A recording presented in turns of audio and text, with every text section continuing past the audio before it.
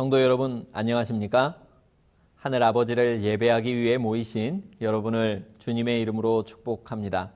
오늘은 믿음의 영토라는 제목으로 하나님의 말씀 증거하겠습니다.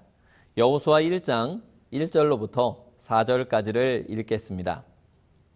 여호와의 종 모세가 죽은 후에 여호와께서 모세의 수종자 눈의 아들 여호수아에게 말씀하여 이르시되 내 종 모세가 죽었으니 이제 너는 이 모든 백성과 더불어 일어나 이 요단을 건너 내가 그들 곧 이스라엘 자손에게 주는 그 땅으로 가라. 내가 모세에게 말한 바와 같이 너희 발바닥으로 밟는 곳은 모두 내가 너희에게 주었노니 곧 광야와 이 레바논에서부터 큰 강 곧 유브라데 강까지 해쪽 속의 온 땅과 또 해지는 쪽 대해까지 너희의 영토가 되리라. 아멘. 여호수아와 이스라엘 백성들에게 있어 광야는 익숙한 공간이었습니다. 40년 동안 그들은 광야에서 하나님께서 공급해 주시는 물과 만나를 먹고 구름 기둥과 불 기둥의 보호 아래서 지냈습니다. 그런데 그들은 이제 미지의 세계로 들어가려 하고 있었습니다. 그들을 따르던 반석의 물도 때를 따라 공급되던 만나도 이제 곧 그칠 것이었습니다. 구름 기둥과 불 기둥도 더 이상 그들을 인도하지 않을 것이었습니다. 사실 그것은 그들에게 축복이었습니다. 왜냐하면 불 기둥과 구름 기둥이 이제 보이지 않는다라는 사실은 그들이 목적지에 도착했다는 것이고, 물과 만나가 기적적으로 공급되지 않는 이유는 그 땅에서 물을 얻을 수 있고 또 그 땅에서 경작하고 수확할 수 있게 될 것이기 때문이었습니다. 그러나 미지의 땅으로, 미지의 경험 속으로 들어가야 하는 그들에게 있어서 다가오는 변화는 정말 두려운 것이었습니다. 더욱이 그들의 지도자 모세가 죽었습니다. 그들이 지금까지 알고 있던, 유일하게 알고 있던 위대한 지도자가 이제 더 이상 그들과 동행하고 있지 않았습니다. 40년 광야 생활을 마치고 요단강 앞에 서 있던 여호수아와 이스라엘 백성처럼 오늘날 우리도 하늘 가나안의 변경에 서 있습니다. 여러 징조들은 우리가 지금껏 경험해 보지 못한 미지의 시대가 열리고 있음을 보여줍니다. 세상은 급변하고 있고 과거와는 달리 우리는 내년조차 예측할 수 없는 상황 속에 놓이고 있습니다. 광야를 뒤로하고 미지의 땅으로 진군하여 들어갔던 여호수아와 이스라엘 백성들을 통해 오늘 우리를 향한 하나님의 뜻을 발견하기 원합니다. 오늘의 본문을 보면 여호수아서 1장 1절과 9절 사이에 모세가 6번이나 언급되고 있습니다. 모세는 이미 신명기 34장에서 죽었습니다. 그리고 이스라엘 백성들은 30일간 모세를 위해 애도하였습니다. 아마 여호수아서 1장은 그 기간이 끝난 어느 시점을 그리고 있는 것으로 보입니다. 그런데 모세의 그림자가 여전히 이스라엘 백성 전체에 영향을 미치고 있는 것입니다. 그도 그럴 것이 모세는 지난 40년간 이스라엘의 지도자였습니다. 이전의 세대, 갈렙과 여호수아를 제외한 이전 세대들은 모두 광야에서 죽었습니다. 지금 이 이스라엘 백성들은 정말 어려서부터, 어떤 백성들은 태어나면서부터 모세만 지도자로 봐왔습니다. 그들 모두가 정말 모세를 지도자로 생각하였습니다. 다른 지도자를 본 적이 없었습니다. 모세는 지도자의 대명사와도 같았고 다른 지도자를 상상할 수가 없었던 것입니다. 감히 범접할 수 없는 경지, 하나님과 대면하여 이야기하는 수준까지 오른 그런 지도자가 지금 사라진 것입니다. 모세의 후임자가 되는 것은 정말 독이 든 성배와 같은 것이었을 것입니다. 2002년에 월드컵에서 우리나라가 4강에 올랐습니다. 히딩크 감독이 정말 이 우리나라에 부임하여 정말 놀라운 업적을 이루었습니다. 그런데 그 후에 히딩크 감독의 후임으로 월드컵에서 4강의 대단한 신화를 이룬 그 다음에 축구 국가대표팀 감독을 맡는 것은 정말 어려운 일이었을 것입니다. 이건 누가 해도 욕을 먹게 되어 있습니다. 잘해봐야 본전이에요. 제가 볼 때 여호수아가 이런 처지였을 것 같습니다. 제가 여호수아라면 저는 이 지도자의 직분을 맡고 싶지 않았을 것 같습니다. 그래서 여호수아 1장을 보면 하나님께서 여호수아를 아주 많이 격려하십니다. 강하고 담대하라, 강하고 담대하라, 강하고 담대하라 3번이나 거푸 말씀하십니다. 염려하지 마. 내가 도와줄게. 내가 함께할게. 이렇게 여호수아에게 용기를 주시는 것입니다. 정신이 멀쩡한 사람에게 야, 정신 차려 라고 하지 않습니다. 눈을 말똥말똥 뜨고 생각이 명철한데 야, 졸지 마 라고 말하지 않아요. 하나님께서 왜 여호수아에게 강하고 담대하고 염려하지 말라고 말씀하셨을까요? 여호수아가 지금 두렵고 염려가 되고 마음이 약해져 있기 때문이었습니다. 이 사명은 여호수아에게 있어서도 엄청난 용기가 필요한 일이었습니다. 그런데 조금 이상합니다. 하나님이 왜 강하고 담대하라고 말씀하실까요? 그냥 여호수아의 마음을 강하게 해주시면 되지 않습니까? 그냥 이렇게 말씀하시지 말고 여호수아의 마음이 담대하게 되도록 만들어 주시면 되지 않습니까? 용기란 두려움이 없는 것이 아니라 두려움을 극복하는 것입니다. 용기란 두렵지 않은 것이 아니라 두려움에도 불구하고 해야 할 일을 하는 것입니다. 지금 전쟁을 코앞에 두고 있는데 위험이 닥쳐오는데 어쩌면 내 가족들이 사랑하는 이들이 죽을지도 모르는데 두렵지 않다면 그것은 정상이 아닌 것입니다. 그런 건 뭔가 정신적으로 문제가 있는 것입니다. 여호수아는 용사였습니다. 그러나 그럼에도 불구하고 여호수아도 두려웠습니다. 그러나 두려움을 극복하는 데에 인생의 묘미가 있지요. 거기에 성장이 있습니다. 축구 경기를 하는데 강팀하고 해서 이겨야 재미있지. 국가대표가 동네 꼬마들 모아놓고 경기에서 이기면 무슨 재미가 있겠습니까? 하나님은 우리를 뒤에서 로봇처럼 조정하거나 두려움도 아픔도 모르는 무슨 인조인간으로 만들기를 원하시는 것이 아닙니다. 하나님은 우리가 스스로 선택하고 또 성장해 나가고 또 전진해 나가기를 바라고 계십니다. 여호수아는 여호수아서를 왜 기록하였을까요? 사실 여호수아서는 여호수아를 위해서 기록된 책이 아니에요. 여호수아서는 다음 세대를 위한 책이었습니다. 여호수아가 다음 세대에게 자신의 경험을 들려주기 위해서 기록한 책이었습니다. 여호수아서는 마지막 출애굽 1세대라고 할 수 있는 여호수아가 이제 죽음을 앞두고 뒤에 남는 그 후손들을 위해서 기록한 책이었습니다.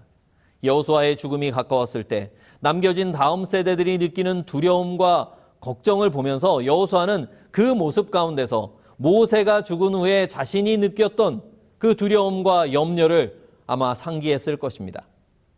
여전히 가나안 정복은 맞춰지지 않았는데 또 한 명의 위대한 지도자 모세와 함께 시내산까지 동행했던 그 여호수아가 이제 곧 사라질 것이었습니다. 그래서 여호수아는 자신의 경험을 기록으로 남겼습니다. 그것이 바로 여호수아서인 것입니다. 여호수아는 이 기록을 통해 차세대에게 무엇을 말해주고 싶었을까요? 그는 믿음의 결단을 촉구하고자 하였습니다. 여호수아서 후반부를 보면 여호수아가 장로와 또 백성들을 따로 불러서 이스라엘 백성들에게 당부하는 장면이 나옵니다.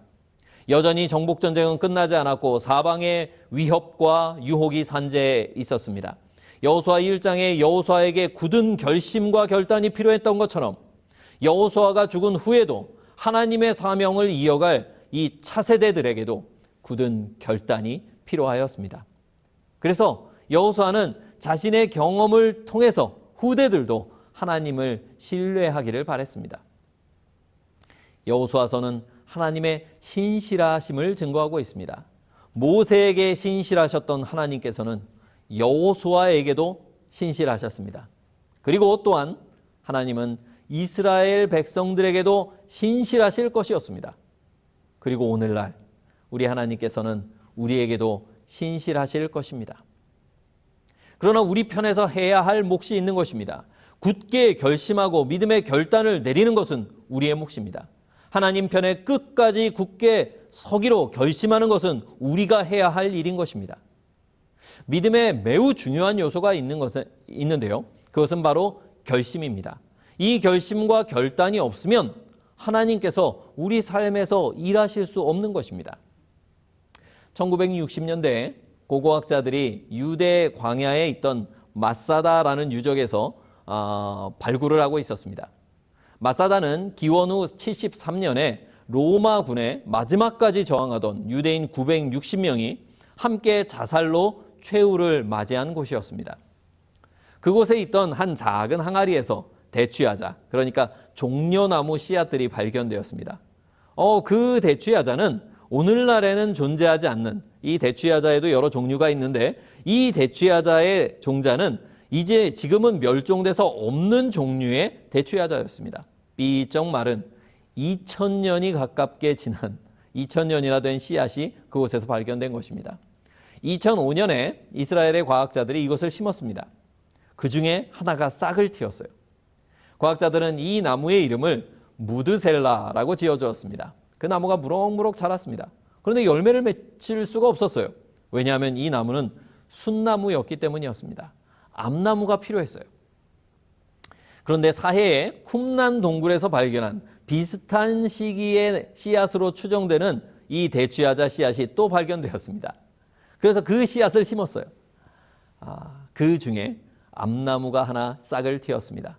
과학자들은 이 나무의 이름을 한나라고 이름을 붙여주었습니다. 이 무드셀라 나무와 한나 나무가 수분되어서 2020년 9월에 드디어 열매를 맺어 수확을 하였습니다. 이런 일이 어떻게 가능할까요? 2000년이나 시간이 흐른 이 삐쩍 마른 씨앗이 어떻게 싹을 틔우고 열매를 맺을 수 있을까요? 하나님이 씨앗 속에 생명의 요소를 넣어두셨습니다. 하나님께서 작은 씨앗 안에 생명을 넣어두셨어요. 그리고 그 씨앗의 생명은 조건이 되기까지는 싹을 틔우지 않습니다. 그런데 생명의 조건이 딱 들어맞으면, 하나님께서 정해두신 조건이 주어지면 그 안에 생명의 활동이 시작됩니다. 싹을 틔우고 뿌리를 내리고 자라서 열매를 맺게 됩니다. 하나님께서는 말씀에 생명을 넣어두셨어요. 그런데 언제 이 생명이, 이 말씀 안에 있는 생명이 언제 싹을 틔우는가? 믿음이라는 조건을 만나야만 합니다. 우리가 이 말씀을 받고 그냥 놔두면 이 말씀은 그냥 마른 씨앗으로 그대로 남아있는 것입니다. 그런데 우리가 말씀을 믿음으로 붙잡으면, 믿음으로 받아들이면 그 말씀이 하나님의 능력이 되는 것입니다. 그 생명이 우리 안에서 살아나는 것입니다. 히브리서 4장 2절은 믿음을 합하지 않으면 들은 바 말씀이 아무 유익이 되지 못한다고 분명히 말하고 있습니다. 믿음으로 말씀을 받아들이고 이 말씀을 붙잡고 실천할 때만이 이 말씀은 우리 안에서, 우리 삶에서, 우리 마음에서 열매를 맺게 될 것입니다. 믿음을 합한 말씀만이 내 마음에서, 내 삶에서 이루어지는 것입니다. 강하고 담대하라고 하나님께서 말씀하셨을 때 그 말씀 안에는 그 강함이, 그 담대함이 들어있었습니다. 그러나 내 안에는, 여호수아 안에는 강함이 없었어요. 담대함이 없었습니다. 그런데 예하고 아멘하고 그 말씀을 붙잡았을 때 그 말씀에 감추인 그 능력이, 강한 능력이, 담대한 능력이 싹을 틔우는 것입니다. 그렇게 십자가의 도가, 십자가의 말씀이 구원받는 자들에게는 하나님의 능력이 되는 것입니다. 믿음이 불을 붙이면 말씀이 삶을 변화시키는 능력으로 폭발하게 되는 것입니다. 여호수아는 모세의 뒤를 이어 백성의 지도자가 되기로, 강한 지도자가 되기로, 담대한 지도자가 되기로 스스로 결심해야만 했습니다. 또한 백성들은 익숙한 광야와 요단 동편을 떠나서 미지의 땅으로 들어가기로 결심해야만 했습니다. 모세가 없지만 여호수아와 함께 그 땅으로 들어가기로 결단해야만 했던 것입니다. 그래야 하나님께서 그 땅을 주실 수 있었습니다. 성경절에서 하나님은 너희가 밟는 땅을 주셨다라고 이렇게 말씀하십니다. 내가 이미 주었다. 여기서 이 주셨다라는 말은 과거형으로 되어 있습니다. 하나님께서는 이미 주셨습니다. 그러나 그 주신 땅을, 이미 과거에 주신 땅을 취하는 것은 그들의 몫이었습니다. 우리가 밟은 만큼만 약속의 땅을 취하게 되는 것입니다. 우리가 믿음으로 밟은 땅만이 우리의 것이 되는 것입니다. 하나님은 이스라엘 백성에게 어떤 땅을 주시기 원하셨습니까? 가나안 땅이었습니다. 그 땅은 이스라엘 백성에게 있어서 미지의 땅, 장대하고 호전적인 사람들이 사는 땅, 또 조상들이 가고자 하다가 실패한 땅이었습니다. 사실 광야에서의 이스라엘 백성의 삶은 부족한 것이 없었습니다. 신명기 2장 7절은 그때의 생활에 대해서 이렇게 묘사합니다. 내 하나님 여호와께서 내가 하는 모든 일에 내게 복을 주시고 내가 이 큰 광야에 두루 다님을 알고 내 하나님 여호와께서 이 40년 동안을 너와 함께 하셨으므로 내게 부족함이 없었느니라. 자, 부족함이 없었어요. 그들은 참 편하게 지냈습니다. 땅을 경작할 필요도 없었고 늘 불기둥과 구름기둥이 그들의 갈 길을 안내해 주었습니다. 또한 이미 그들은 요단 동편의 땅을 차지하고 있었습니다. 좁다고 보면 좁지만 이스라엘 백성이 다 살 수 있을 만큼 충분한 땅이었습니다. 그러니까 지금 그들은 부족함이 없고 안전하고 이미 소유한 땅을 두고서 미지의 땅, 불확실하고 위험한 땅으로 들어가야 하는 것입니다. 그래서 믿음의 결단이 필요했던 것입니다. 지금까지도 좋았어요. 지금까지도 부족함이 없었습니다. 그러나 그들은 그곳을 두고 또 전진해야만 했습니다. 때로는 우리의 신앙 가운데서 또 교회에서 하는 많은 사업들 가운데서 이미 지금까지 좋았고 부족함이 없었을지라도 우리가 자리를 옮겨야 할 수 있습니다. 그것이 익숙한 프로그램일 수도 있고 우리가 오래 반복해 오던 성공적인 방식일 수도 있습니다. 그런 것들이 지금까지는 문제가 없을 뿐 아니라 효과가 있고 좋은 것이었을 수 있습니다. 그러나 그것이 나빠서가 아니라 하나님이 허락하신 곳을 취하기 위해서 우리는 변화해야만 합니다. 전진해야만 합니다. 왜냐하면 하나님께서 가라고 하시기 때문에 그래요. 정확히 말하면 하나님이 같이 전진해 나가자고 말씀하고 계시기 때문입니다. 이스라엘 백성과 여호수아는 가나안 땅으로 진군에 들어갔습니다. 자, 그러면 우리는 지금 어느 땅으로 진군에 들어가야 할까요? 우리가 밟아서 취해야 할 하나님이 주신 미지의 땅은 어디입니까? 다음 성경절을 보겠습니다. 누가복음 8장 8절입니다. 더러는 좋은 땅에 떨어짐에 나서 100배의 결실을 하였느니라. 이 말씀을 하시고 외치시되 들을 귀 있는 자는 들을지어다. 자, 이 씨는 무엇을 말합니까? 예수님의 씨 뿌리는 자의 비유에 나오는 이 씨앗은 11절에 보면 이 비유는 이러하니라. 씨는 하나님의 말씀이요. 이 씨는 말씀입니다. 그럼 씨가 떨어진 땅은 무엇일까요? 15절은 이렇게 해설하고 있습니다. 좋은 땅에 있다는 것은 착하고 좋은 마음으로 말씀을 듣고 지키어 인내로 결실하는 자니라. 땅은 마음입니다. 좋은 땅은 착하고 좋은 마음입니다. 착하고 좋은 마음이란 말씀을 듣고 지키어 인내로 결실하는 마음입니다. 하나님은 말씀이 우리 마음밭에 떨어져서 그냥 떨어진 채로 없어지는 것이 아니라 자라서 결실하기를 원하십니다. 히브리서 6장 7절로 8절은 이렇게 기록하고 있습니다. 땅이 그 위에 자주 내리는 비를 흡수하여 밭 가는 자들이 쓰기에 합당한 채소를 내면 하나님께 복을 받고 만일 가시와 엉겅퀴를 내면 버림을 당하고 저주함에 가까워 그 마지막은 불사름이 되리라. 우리는 합당한 결실을 내는 땅이 되어야만 합니다. 아름다운 성령의 열매를 결실하는 그런 땅이 되어야 합니다. 말씀이 우리 마음에 떨어져 그대로 그냥 머물러 있다면, 싹도 틔우지 않고 뿌리도 내리지 않고 자라지도 않고 열매를 맺지 않는다면 아무 소용이 없는 것입니다. 그것을 길바닥 땅 또는 가시덤불 땅 아니면 돌바닥 땅이라고 예수님은 설명하셨습니다. 말씀은 성령의 열매를 결실하도록 자라야만 합니다. 땅은 마음입니다. 그러므로 우리가 정복할 땅은 어디일까요? 바로 우리의 마음인 것입니다. 우리의 마음이 우리가 정복할 땅이에요. 좀 이상하지 않습니까? 내 마음은 이미 내 것인데 왜 그것을 정복해야만 할까요? 아직 내 것이 되지 않은 믿음의 영토가 되지 않은 곳이 있기 때문입니다. 요단강 동편처럼 이미 점령한 마음이 있습니다. 우리의 신앙이 깃발이 꽂혀 있는 예수님이 주인된 마음이 있어요. 그것이 안식일일 수도 있고 그것이 음식일 수도 있습니다. 어쩌면 우리는 그곳에만 머물러 있는지도 몰라요. 처음 신앙을 해서 받아들였던, 점령했던 바로 그곳, 예수님과 오래 동행해온 그곳. 그런데 거기서 머물면 안 되는 것입니다. 점령하지 않은 아직 남아있는 미지의 땅인 요단강 서편으로 건너가야 하는 것입니다. 여전히 예수님께 바쳐지지 않은 마음의 영역이 있다면 그 영역마저 우리가 밟아서 우리의 소유로 만들어야 합니다. 믿음으로 점령되지 않은 마음의 영역들이 있어요. 믿음의 영토가 아닌 곳들이 있는 것입니다. 우리는 믿음으로 전진하여 그곳에도 예수님의 깃발을 꼽아야 합니다. 그런데 우리가 그것을 원치 않는 것 같습니다. 그저 지금까지 받은 은혜에 머물고자 합니다. 왜요? 지금까지도 부족함이 없었기 때문입니다. 내가 이미 점령한 그곳에도 나름 즐거움과 만족이 있는 것입니다. 이 정도만 신앙을 유지해도 지금껏 잘 신앙을 살아온 것 같습니다.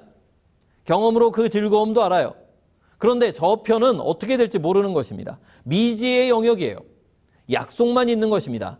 하나님이 약속하셨으니 뭔가 있긴 있을 텐데 아직은 잘 몰라요. 가봐야 아는 것입니다. 그런데 가고 싶지 않은 것입니다. 그래서 주저합니다. 머뭇거립니다. 오늘 우리에게 무엇이 필요합니까? 믿음의 결단이 필요한 것입니다. 이 편에 있는 우리에게 경험은 말합니다. 아, 여기가 좋아, 안락해, 여기가 편해, 여기가 익숙해, 네가 잘 아는 공간이야. 그러나 저편에는 하나님의 약속이 부르고 있습니다. 내 경험이 아닌 하나님의 약속을 믿고 전진하는 결단이 오늘 우리에게 필요한 것입니다. 미국 서부의 개척시대였던 1862년에 에이브러햄 링컨은 홈스테드 법이라는 것을 공포하였습니다. 가족당 160에이커, 즉 우리나라로 하면 한 약 20만 평 되는 땅을 분배해 주었어요. 한 가족당 20만 평을 준 것입니다. 거기에 집을 짓고 5년간 농사를 지으면 그 토지의 소유권을 넘겨주었습니다. 이 법은 1976년까지 유지되다가 폐지되어서 200만 가구 정도가 그 혜택을 받았습니다. 그리고 그 혜택을 받은 사람이 미국의 중산층을 형성했어요. 미국의 총 면적의 10%, 그러니까 우리나라로 치면 우리나라 국토의 10배가 되는 땅이 이 홈스테드 법으로 인해서 사람들에게 분배되었습니다. 이 법으로 땅을 받은 농부들이 미국을 개척하였고 미국의 경제 성장의 주역이 되었습니다. 21세 이상만 되면 해방된 노예들도 이 법의 혜택을 누릴 수 있었습니다. 해방된 노예들도 집을 짓고 땅을 일고 자기 땅의 주인이 될 수 있었던 것입니다. 그들이 경작한 땅이 그들의 소유가 되었어요. 성도 여러분, 믿음이 나아가는 곳까지만 나의 영토가 되는 것입니다. 내가 가겠다고 결심한 곳까지가 내 믿음의 영토예요. 우리의 믿음은 어디까지 우리의 마음을 개척하였습니까? 혹시 내 마음에 여전히 교만이 점령하고 있는 교만의 영토가 남아있지 않습니까? 어쩌면 여전히 욕심이 차지하고 있는 탐욕의 영토가 남아있지 않습니까? 이기심이 차지하거나 아니면 다른 사람, 다른 누군가를 향한 미움이 소유하고 있는 그런 미움의 자리는 없습니까? 불신이 남아있는 마음의 영역은 없는지 우리가 살펴보아야 할 것입니다. 우리의 마음을 모두 하나님께 드리게 되기를 바랍니다. 우리 하나님이 초청하십니다. 나와 함께 그 땅으로 가자. 저곳으로 가자. 내가 저 땅도 저 마음의 영역도 너에게 주리라. 나와 함께 저편으로 가자. 나와 함께 믿음의 영토를 확장하자. 우리 주님께서 초청하고 계십니다. 여호수아처럼 아멘 하고 강하고 담대하게 내가 여지껏 바치지 않았던 주님의 소유로 드리지 않았던 그 마음의 영역으로 믿음으로 전진하게 되기를 간절히 바랍니다. 우리 모두 이 초청에 응하여 하나님이 주시는 놀라운 축복을 경험하기를 바라면서 말씀을 마치겠습니다.